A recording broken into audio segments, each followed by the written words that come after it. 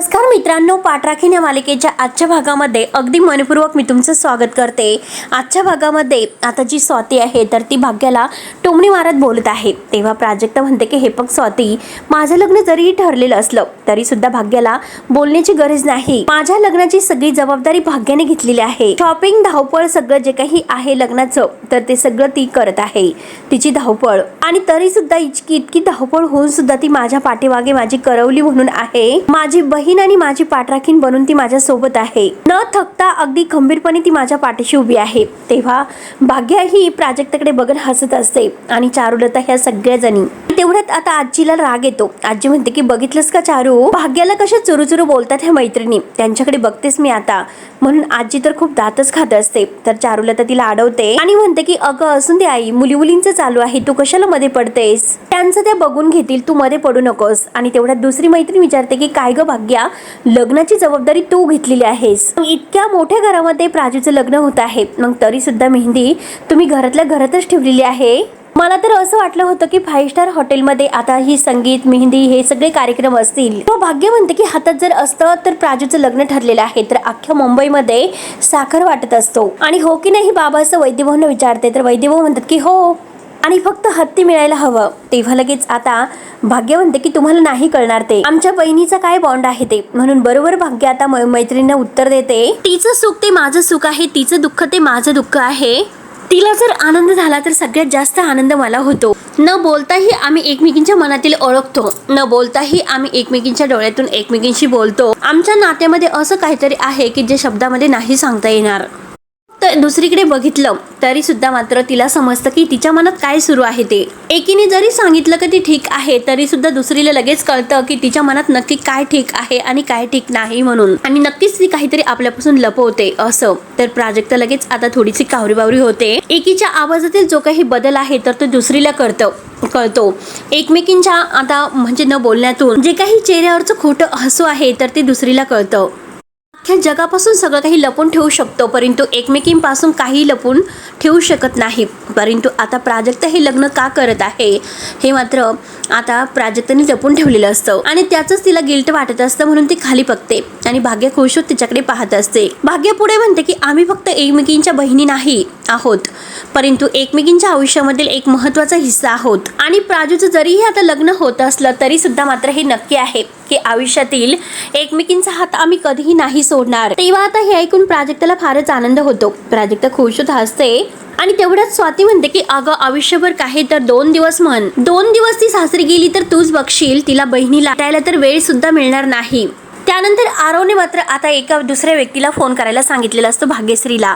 तेव्हा आता भाग्यश्री काही फोन उचलत नाही। तेव्हा तो माणूस सांगत असतो की हे बघा, मी मात्र फोन करून बघितला पण तरी सुद्धा त्या भाग्यश्री मॅडमने फोन नाही उचललेला, तर मला असं वाटतं की तुम्ही एकदा त्यांच्याशी परत भेटला तर बरं होईल। तेव्हा आरव म्हणते की ठीक आहे, मी पुन्हा एकदा विचार करतो। आणि आता ते डोनेशन घेण्यासाठी तरी सुद्धा भाग्यश्री काही फोन उचलत नाही, म्हणून आरव मनात म्हणतो, अहो मॅडम भाग्यश्री, अहो तुमच्या संस्थेला डोनेशन द्यायचं आहे म्हणून हे सर्व सुरू आहे। म्हणून मात्र आता तो ठरवतो की मी फोन करू का, उचलतील का तो फोन, म्हणून मात्र तो आरव फोन करण्याचा ठरवतो। त्यानंतर आता इकडे प्राजूची मेहंदी सुरू होते, गाणं वगैरे डान्स वगैरे सगळं काही सुरू झालेलं असतो।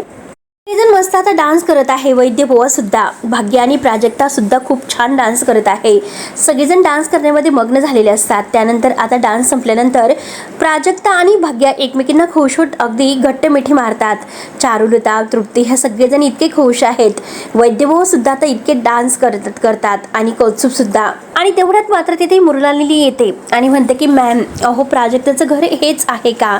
त्यावरती आता चारुलता म्हणते की हो हेच आहे, पण तुम्ही कोण आहात?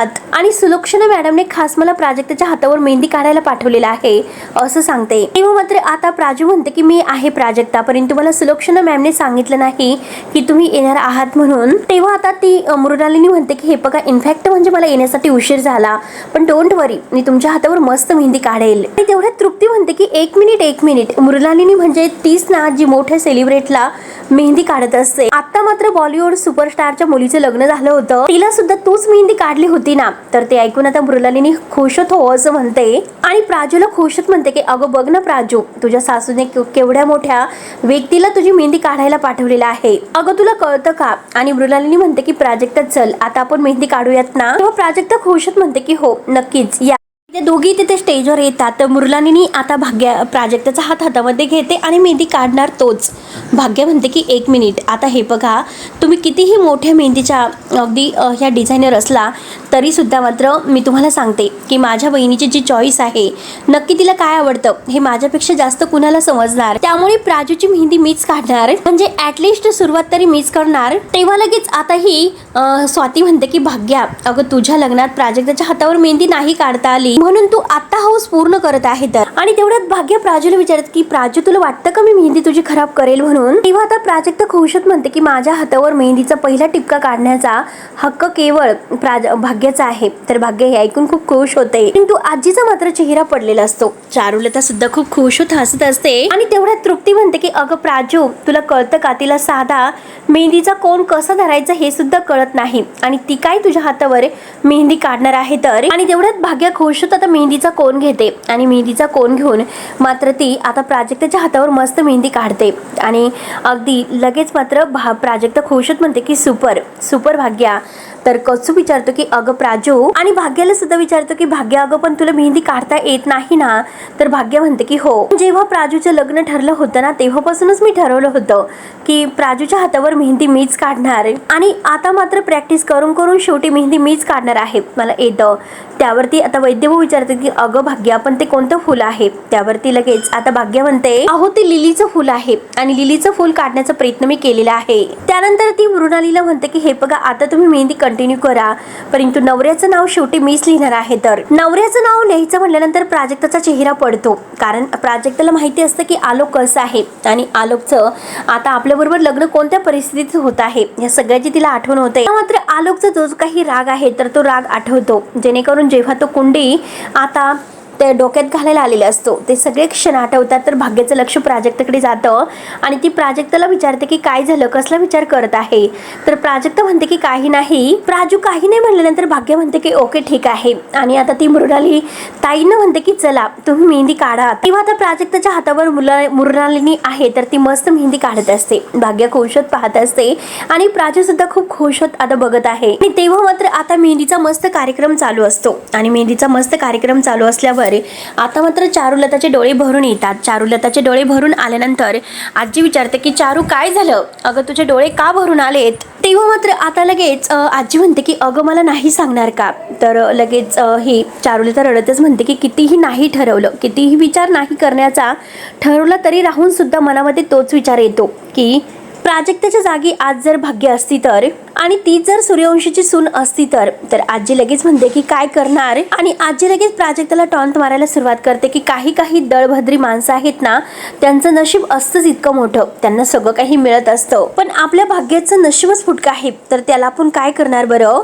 आणि हे बघ कॉलेजचा जेव्हा निकाल लागला आणि त्याच वेळेस मात्र आता सूर्यवंशीच्या घरी शिक्षिका हवी होती आणि त्याची जाहिरात प्राजक्ताला मिळाली होती आणि त्याचं ते जे आहे पॅन कार्ड ते सुद्धा ती घरी घेऊन आली होती. ती जाहिरात भाग्याने सुद्धा बघितली होती. पण आणि जर भाग्या सूर्यवंशीकडे गेली असती आणि सुलोचना ताईंना जर ती आवडली असती त्यांनी नक्कीच भाग्यासाठी मागणी घातली असती असं म्हणते. आणि हाच जो काही आज आनंद आहे तो प्राजक्ताला मिळत आहे, तोच आनंद मात्र भाग्याला मिळाला असता. पण नाही, माझ्या भाग्याच्या आयुष्यामध्ये सुख लिहिलेलंच नाही. भाग्या मात्र आता खूप खुश असते, ती मात्र काही लक्ष देत नसते. तेव्हा आता प्राजक्ता भाग्याकडे बघत असते. प्राजक्ता भाग्याकडे बघत मनात म्हणते की भाग्या अगं काय अगदी सुखाने तुला हिलकावणी दिलेली आहे, इथून पुढे असं नाही होणार, मी तुला शब्द देत आहे. तुझं आरव सरांशी लग्न झाल्यानंतर तू कायम सुखात राहशील आणि तुझ्या सुखासाठीच मात्र तुझी ही पाठराखीण आहे तर ती लग्न करायला तयार झालेली आहे.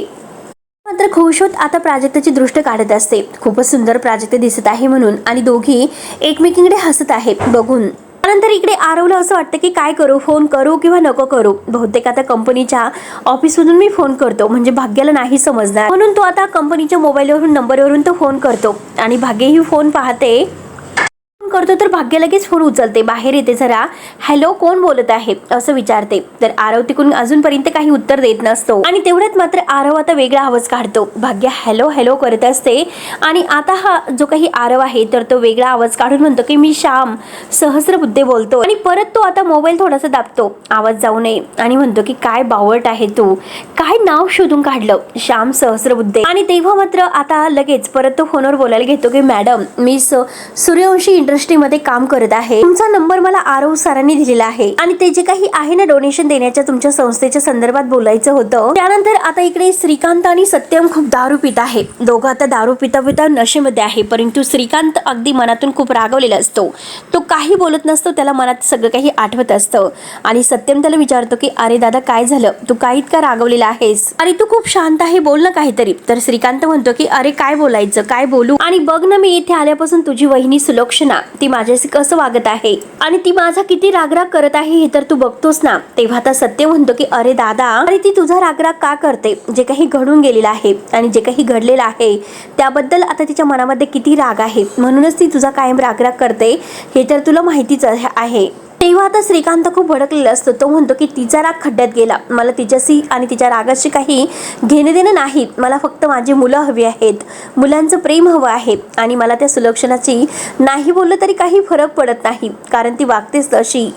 पुढे सत्यवला म्हणतो की अरे मी तुला सांगतो वेळ कसा निघून गेला ते खरंच नाही कळालं, माझी मुलं मोठी झाली, माझ्या मुलाचं लग्न आहे कळालं सुद्धा नाही. तर सत्य म्हणतो की हो दादा ते तर अगदी बरोबर आहे, मला सांग कसं कळणार होतं, कारण मी तिकडे दुबईत काम करणार होतो, त्या सुलक्षणाची इथे काही जबाबदारी होती की नाही, आणि मी तिकडे काम करत असताना तिने मात्र माझ्या मुलांबद्दल त्यांच्या बापांच्या बद्दल त्यांच्या मनामध्ये. सत्य म्हणतो की बरोबर आहे. त्यावरती आता असं श्रीकांत म्हणतो की अरे मी तिकडे अमेरिकेत काम करत असताना आता यांची म्हणजे मुलांची जबाबदारी माझ्यावर होती, मी सगळं काही करत आलो, पण तरी सुद्धा यांची आता कर्तव्य नको, काही जबाबदारी नको का मला हे सर्व सांगायला, कारण माझ्या मुलाचं लग्न आहे आणि मलाच त्यांनी कळवलं नाही. तर त्या सुलक्षणाने काय केलं, मी तिकडे कामात होतो आणि तिने मात्र इकडे माझ्या मुलांच्या मनात अगदी 4 चांगल्या गोष्टी सांगण्याऐवजी माझ्याविषयी माझ्या विरुद्ध मुलांना भडकावलं. सुलक्षणे त्यांचे कान भरले माझ्या विरुद्धात. आणि हे बघ अरे हा तुझा दादा आहे ना, तो एका नजरेमध्ये ओळखतो की नक्की काय चालू आहे ते.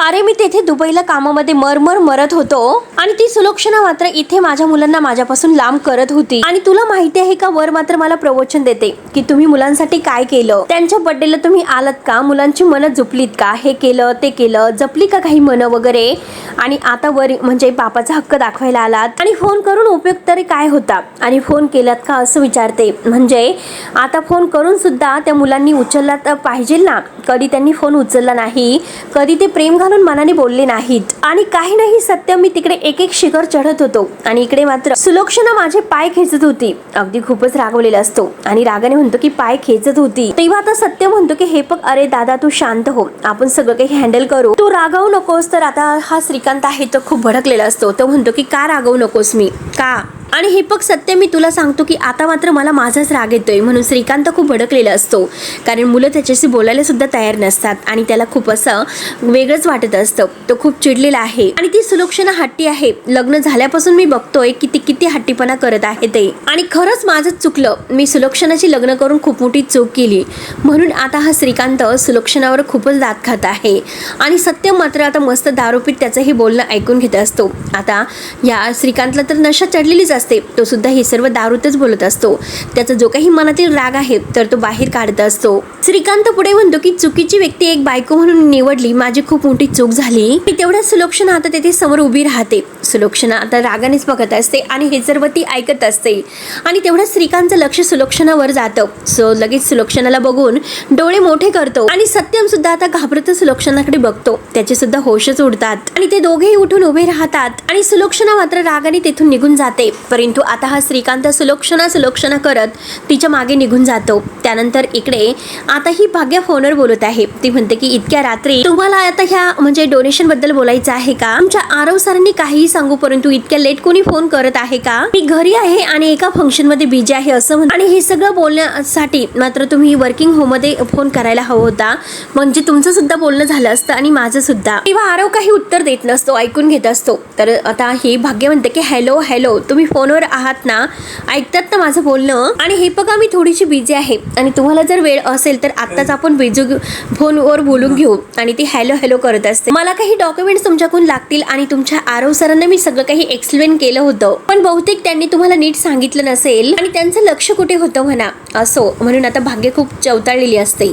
तर आता आरव सगळं काही ऐकून घेतो आणि आता पुन्हा वेगळ्या आवाजात म्हणतो की मॅडम, आमच्या आरव सरांनी सगळं काही आम्हाला व्यवस्थित सांगितलेलं आहे, कारण त्यांचं म्हणणं आहे ना ते पूर्ण आणि आम्ही व्यवस्थित ऐकून घेतो, त्यामुळे आम्हाला समजतं. आणि आमच्याकडे असं काही वर्किंग असं नसतात. आम्हाला आरव सर जेव्हा काम सांगतात ना तेव्हा आम्ही काम करत असतो आणि त्यांचं पॅशन आहे ना तर ते आम्हाला मोटिवेट करतं. मग आम्ही दिवस रात्र काम करत असतो एकदम आरव सरांसारखं. आणि ते आरव सर म्हणजे ना, तेव्हा लगेच भाग्य ऐकून घेते आणि म्हणते की हो हो हो हो, पुरे झालं तुमच्या आरव सरांचं गुणगान आणि त्यांच्या नावाचा जप. तुमचे आरव सर कसे आहेत ते चांगलंच मला माहिती आहे, मी चांगलंच त्यांना ओळखते. तेवढ्यात आरव मात्र आता त्याच्या आवाजात बोलून जातो. तर आता भाग्य ओळखते, आरव घाबरतो. तर भाग्य पुन्हा विचारते की नक्की कोण बोलत आहे? आरव. आणि आता आरव पुन्हा खोटं बोलतो. अहो, श्याम सहस्त्रबुद्धे बोलतोय मॅडम. आणि आरव सर US ला गेलेले आहेत, तुम्हाला माहिती नाही का? तर भाग्य म्हणते की हो माहिती आहे. आणि हे बघा मी काय म्हणते, मिस्टर श्याम सहस्त्रबुद्धे, तुमच्या आरव सरांचं सोडा आणि पुढे काय करायचं आहे ते सांगा. त्यावरती मात्र आता हा आरव ते वेगळ्या आवाजात म्हणतो की तुमचा मेल ID आहे तर तो आम्हाला पाठवून द्या. तुम्हाला आता हे कॉन्ट्रॅक्ट आहे तर ते उद्याच मेल करतो. ते ऐकून आता भाग्याला फार आनंद होतो. ती म्हणते की उद्या नक्की होईल ना? तर तो माणूस म्हणतो की हो नक्की होईल. आणि हा तर सगळा आरवच बोलत आहे आणि आरवने बरोबर भाग्याला फसवलेलं असतं. तर आता ही भाग्या आता ती डोनेशन होणार आहे तर ते मंजूर होणार आहे यासाठी मात्र ती खूप खुश असते. आणि फायनली ती आरवलाच थँक्यू सो मच असं म्हणते. आणि भाग्या म्हणते की मी तुम्हाला मेल आयडिया पाठवते आणि मग आपण सगळी काही प्रोसिजर आहे तर ती पूर्ण करूयात. तर आता हा आरव खुशच म्हणतो की ओके मॅम आणि गुड नाईट करून तो फोन ठेवतो. आणि आता मात्र स्वतःला म्हणतो की वा, खरंच श्याम सहस्त्रबुद्धे, आणि खूप खुश होतो. त्यानंतर भाग्य इकडे आतमध्ये येते आणि आता मृणाली मात्र ही प्राजक्ताच्या हातावर अजून मेहंदी काढत असते. तृप्ती म्हणते की अगं मृणाली, अगं संपूर्ण तिची मेहंदी माझ्या हातावर सुद्धा काढायची आहे. आणि तेवढ्यात भाग्य तिथे येते आणि रागानेच मात्र तृप्तीला म्हणते की वहिनी जरा शांत बसशील का? प्राजक्ताचं लग्न आहे आणि तुझं काय मध्ये. आणि तेवढ्यात तृप्ती मात्र आता ही कौतुककडे येते आणि कौतुकला म्हणते की काय रे, तुला काही लाज लज्जा शरम आहे की नाही? काय गाणी वाजवत बसलेला आहे? कौतुक विचारतो की काय झालं? तृप्ती मात्र त्याच्या हाताला धरते आणि त्याला ओढतच आतमध्ये घेऊन जाते. आणि आता कौतुकला ती आतमध्ये घेऊन येते आणि म्हणते की तृप्ती त्याला की बघ ना, अरे प्राजक्ताच्या सासूबाई काय काय तिच्यासाठी करत आहेत. तेवढी मोठी मात्र आता मेहंदी काढणारी त्यांनी इथे बोलावलेली आहे. आणि प्राजू खरंच लग्नामध्ये खूप सुंदर दिसणार आहे. कौतुक म्हणतो की अगं मग चांगलं आहे. तर लगेच आता ही तृप्ती म्हणते की अरे पण तुझ्या बायकोचं काय? चांगल्या नवनवीन साड्या वगैरे काही नाही. कौतुक म्हणतो की चांगलं आहे. तर तृप्ती रागाने म्हणते की अरे पण तुझ्या बायकोचं काय? जुन्या साड्या आणि त्या 50 रुपयाच्या बांगड्या ती घालून फिरणार आहे का? आणि मिरून त्या लग्नामध्ये येऊ का? आणि निदान मी मात्र आता ती लग्नामध्ये तिच्या बरोबरची दिसायला नको का? तेव्हा कौतुक म्हणतो की प्राजू मी तुला अगोदरच क्लिअर करतो. तेव्हा आता तृप्ती मात्र कौतुकला म्हणत असते की अरे मला सुद्धा काहीतरी हवं आहे. तर कौतुक म्हणतो की हे बघ, मी तुला अगोदरच क्लिअर करतो. एकतर माझ्याकडे एकही रुपये नाही, त्यामुळे मी तुला सांगून ठेवतो की माझ्याकडे एकही रुपये मागू नकोस. तेव्हा आता तृप्ती म्हणते की अरे मी तुला पैसे मागितलेले नाही, मी फक्त तुला म्हणत आहे की थोडासा विचार कर की आपलं नातं आता सूर्यवंशीची जोडलं जाणार आहे. आणि इतकी मोठी सोन्याची संधी आपल्याला चालून आलेली आहे, मग आपण तिचा उपयोग करून घ्यायला नको का? तेव्हा कौतुक विचारतो की म्हणजे काय? तर तृप्ती रागाने म्हणते की म्हणजे वाघाचे पंजे. तर कौतुक तिला शांत राहायला शिकवतो आणि तृप्ती त्याला सांगत आहे की आपण आता सूर्यवंशीशी जोडलो जाणार आहोत. आपण त्यांच्या स्टेटसला कसं मॅच होऊ, आपण त्यांचा विचार करायला हवा. आणि म्हणूनच सांगते की मी आपल्याला सुद्धा त्यांच्याशी जवळीक वाढायला हवी. आणि मी तिला सांगेल की तू बेकार आहेस, म्हणजे तुझ्याकडे नोकरी नाही. कौतुक म्हणतो की ए काय बोलतेस? आणि हे बघ, मला माझं पार्लर सुरू करायचं आहे, त्यासाठी मेकअपचे काही कोर्सेस सुद्धा करायचे आहेत. आणि माझ्या माहेरची मैत्रीण आहे, ती लगेच माझं ऐकेल. मी त्या प्रीतीकडे अशी मागणी करणार आहे. असं जेव्हा म्हणते तेव्हा कौतुक हसतो. आणि आता तृप्ती पुढे म्हणते की म्हणजे सूर्यवंशी मात्र माझ्यासाठी 5 स्टार अगदी ट्रेनिंगचं, आणि ते मात्र तुला त्यांच्याच एखाद्या कंपनीचा मस्त एक मोठा CEO बनवतील. तेव्हा आता कौतुक हे सर्व ऐकून म्हणतो की मला आणि ते त्यांच्या कंपनीचं CEO? तृप्ती म्हणते की हो मग, अरे इतकं मोठं साम्राज्य त्यांचं आहे, मग एखाद्या कंपनीचं CEO बनवणं इतकं काही अवघड नाही. त्यावरती मात्र आता कौतुक तिला म्हणतो की अगं तुला काही कॉमर्स वगैरे आहे की नाही? कॉमर्स आणि हे बघ, आता मी प्रीतीचा नंबर मिळवलेला आहे. मी आता एक काम करते, प्राजूचे 2-3 छान छान फोटो काढते आणि असंच करून करून मात्र मी तिच्याशी हळूहळू बोलणं आठवते. नक्की मला सगळं काही आठवेल. हे ऐकून कौस्तुभ तर खूपच खुश होतो आणि म्हणतो की मस्त, एकदम मस्त आयडिया आहे. आणि दोघेही आता खूप खुश होऊन हसतात. त्यानंतर मात्र इकडे कौशिकची आई आणि कौशिकची आजी मात्र तेथून जात असतात आणि वैदेभाऊंच्या घरासमोरून. तेव्हा मात्र ती आता गाडी थांबवायला सांगते. तर आजी म्हणते की काय झालं, आता का गाडी थांबवली. तर आता ही कौशिकची आई म्हणते की अहो, तुम्हाला माहिती आहे का, वैदेभाऊंच्या घरामध्ये लाईट दिसते, नक्की काहीतरी प्रोग्राम असेल, बघूयात आपण कोणाचं लग्न ठरलेलं आहे म्हणून. तेव्हा तर तृप्ती बाहेर येते आणि म्हणते की चला ग, सगळ्यांचे फोटो काढू. म्हणून ती सगळ्यांचे फोटो मोबाईल मध्ये काढत असते. प्राजूच्या मेहंदीचे मस्त फोटो काढते, प्राजूचे सुद्धा. तेवढ्यात मात्र आता ही जी काही कौशिकची आई वगैरे आहे, आजी, त्या दोघी तेथे येतात. आणि मित्रांनो, शेवटी हा भाग येथे संपतो. पुढील भागामध्ये आता ही कौशिकची आई आतमध्ये आल्यानंतर वैदेभाऊंना म्हणते की आता आमच्या कौशिकची ही सोयरीक सोडून तुम्ही मात्र त्या आलोक सूर्यवंशीशी सोयरीक जुळवत आहात आणि लग्न करत आहात. प्राजक्ता ज्या आलोकच्या नावाची मेहंदी आहे, आणि आता तू ज्याच्या नावाची मेहंदी काढत आहे आणि त्याचं नाव आयुष्य सुधरत आहे, परंतु बघ लवकरात लवकर काय होतं ते, आणि सगळं काही तू मला सांग. तेव्हा लगेच आता भाग्य विचार करते की म्हणजे खरंच आलोकजीची सर्केल आहे का, नक्की प्राजक्ता आपल्यापासून काय लपवते, नक्की हे पुढे आता काय होईल बघायला विसरू नका. तोपर्यंत धन्यवाद.